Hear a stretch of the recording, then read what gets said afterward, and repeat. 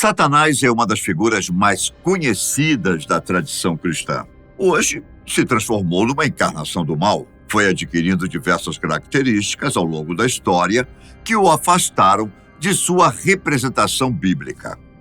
Nas Escrituras, o termo primeiramente utilizado era Ha-Satan, que quer dizer o adversário. Ou seja, a palavra não é essencialmente um nome próprio. Não quer dizer que o nome do demônio seja exatamente Satã. Juridicamente, essa mesma palavra era utilizada para se referir àquele que trazia acusações. Ao sair do hebraico e do aramaico para chegar no grego, a palavra se tornou o termo Satanás. No latim, o termo utilizado para o acusador era diabolos, palavra que depois se tornou aquilo que mais falamos para se referir ao líder dos demônios, diabo. Essa figura não é uma das principais na história bíblica, com poucas passagens se referindo a ela diretamente. No Antigo Testamento, Deus dá permissão ao diabo para que ele teste a fé de Jó. Como servo bom e fiel, Jó resiste às tentações e passa a conhecer melhor ainda seu próprio Senhor, mesmo depois de passar pelas ações do inimigo. No Novo Testamento, novamente, Satanás aparece para tentar outra pessoa. Dessa vez, o alvo é o próprio Cristo. Através do uso das Escrituras, Jesus consegue facilmente resistir ao inimigo que saiu derrotado. Na Bíblia, podemos perceber que o próprio diabo está sob o controle de Deus. O demônio rege seus anjos corrompidos e trabalha a favor da desvirtuação da humanidade, para que todos não sigam o caminho correto da palavra. No livro de Apocalipse, Satanás é descrito simbolicamente como um grande dragão que será condenado no fim dos tempos. A simbologia se refere à questão do diabo ser a antiga serpente, como o próprio versículo diz. E foi expulso o grande dragão, a antiga serpente, que se chama Diabo e Satanás, o sedutor de todo o mundo. Sim, foi atirado para a terra, e com ele os seus anjos. Apocalipse 12:9. Desde o princípio, o inimigo estava interessado no pecado e na corrupção da humanidade. Basicamente, o relato bíblico sobre o acusador diz respeito a isso. Não há descrições de uma aparência física ou qualquer relato maior sobre a personalidade e totalidade dos poderes da criatura. Como ele se tornou o rei do inferno vermelho e chifrudo, então? Bom, isso aconteceu com um gradativo processo histórico. Em algum momento, o diabo judaico e cristão passou a ser confundido com o deus do submundo grego, Hades. Este não era mau, mas sua relação com a morte fazia com que muitos o temessem. Ele governava o mundo subterrâneo dos mortos, onde os bons eram recompensados e os maus punidos. Além disso, possuía um bidente como arma marcante. Como muitos temiam a morte e o diabo, com o tempo, passaram a enxergar Hades como um punidor e governante de um submundo horrível. O sincretismo aconteceu e a ideia do submundo foi substituída pela ideia do inferno, o lugar de punição eterna para os ímpios. Como Hades não estava necessariamente vinculado à ideia do inferno, sua figura foi substituída pelo diabo. A partir daí, muitos começaram a entender Satanás como o líder do submundo para onde os anjos caídos foram mandados. Ele traria punição e sofrimento aos condenados. Além disso, essa nova forma do Satã herdou a arma de Hades, o bidente. Ao longo do tempo, sem sabermos exatamente por quê, a arma tomou a forma de um tridente. Na Idade Média, a Igreja Católica empreendia grandes esforços a favor da divulgação dos perigos das coisas profanas.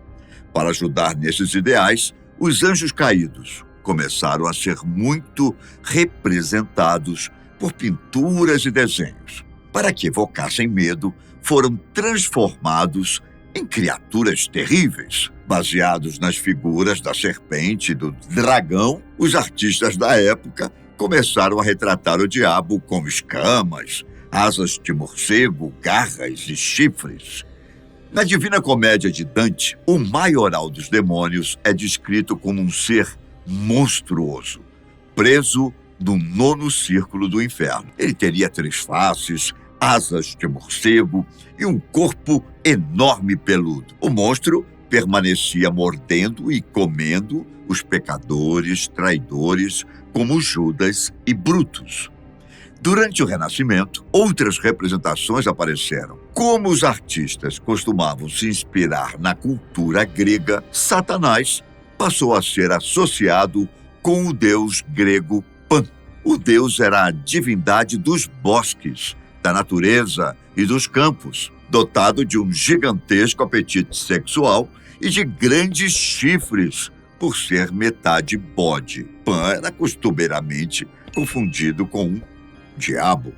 Então, o demônio passou a ser representado com chifres de bode, cascos, muitos pelos e também era considerado um grande músico, uma vez que o deus dos campos era um virtuoso artista. Muito bem. Mas de onde veio a associação de Satanás com Lúcifer? Na verdade, esse nome nem se encontra originalmente na Bíblia.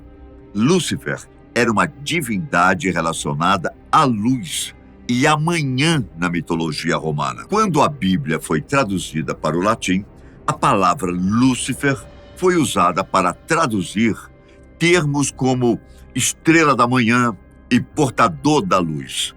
Portanto, na Bíblia, Lúcifer não era um nome próprio e muito menos o nome do diabo. Em Isaías, o profeta se refere a um rei como estrela da manhã. Esse rei, que era arrogante e se considerava um deus, seria destronado e cairia de acordo com a profecia de Isaías. Alguns interpretaram erroneamente a passagem como se o profeta estivesse falando do diabo e sua queda do céu. Por causa disso, Lúcifer passou a ser um dos nomes de Satanás. Em 1667, o escritor inglês John Milton aproveitou-se dessa interpretação para escrever a obra Paraíso Perdido.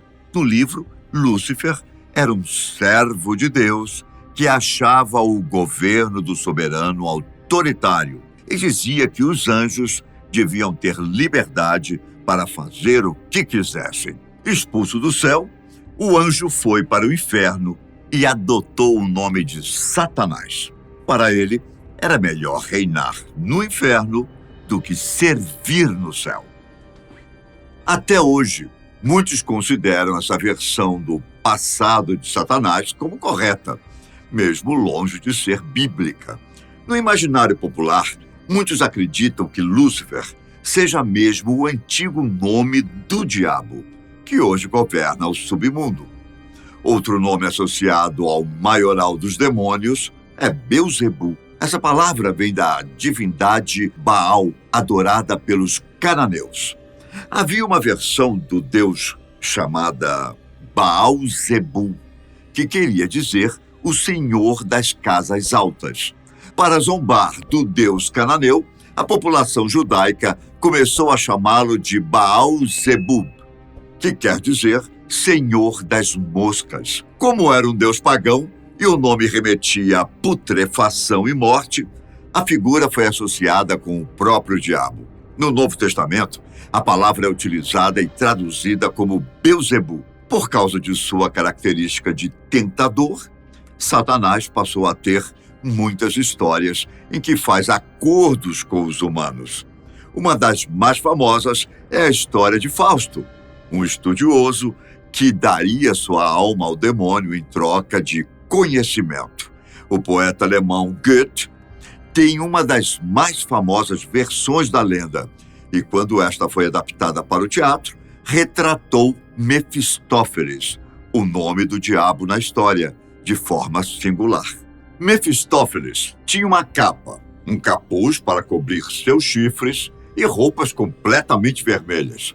A cor era usada para remeter à do fogo do inferno e ao sangue. Passou, então, a ser uma das características visuais do diabo. Até hoje, essa representação de Mefistófeles influencia muito as figuras atuais do diabo, que ora aparentam ser um homem, ora são mais monstruosas e horrendas. Aparentemente, Satanás, já há muito tempo, deixou de ser aquilo que encontramos na Bíblia.